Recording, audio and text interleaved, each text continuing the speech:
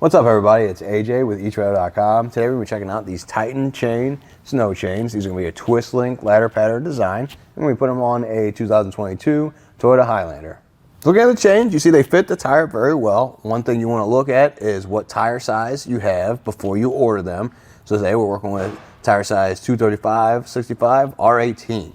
Looking closer at the chains, you can see they have a twist link ladder pattern design. And what I mean by that is underneath the wheel well here, you'll see that it just goes across the tire.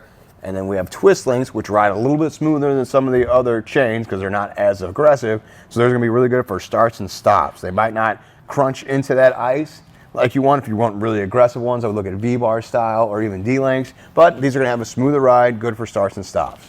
Something I like about this chain is it's got the built-in cam tensioners. So you're going to use a tool it comes with. You turn this and it brings the chain together, which means it's tightened it to the tire, so you don't have to get that separate rubber adjuster. Keep track of that. The tool stays with the chains, and it's really easy just to turn those, get that tight to the tire, and be on your way. It does come with its own bag for the chains to go in, but you can see it's already starting to rip through there. So I would suggest getting a plastic tote to drop the chains into that's going to hold up for longer, just to keep them all contained in there with the tool, and that way they don't sprawl out all in the back of your vehicle. Now, I would suggest also getting gloves and make sure practices when it's not winter. Just use your garage to put these tire chains on. That way, when you need to put them on, you'll know how to do it. Now check out how I put them on there. First thing you want to do is lay your chains out. Make sure there's no twists or break in them. Now, the cams should be towards the outside when you set them on the tire. As with these, you want the flat side to go on the tire and the teeth to go outside. You don't want those digging into the tire. I'm going to grab the center of the chains and drape them over the tire. You kind of have to adjust here.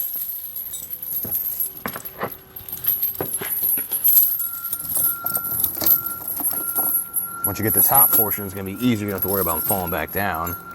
And then you just drape it over the rest of the tire.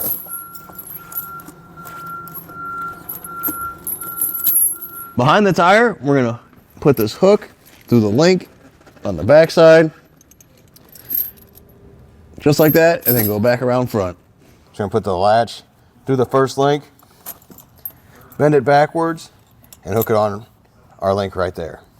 We're going to adjust these cams to tighten the chains to the tire. I just want to show you how loose they are when we start.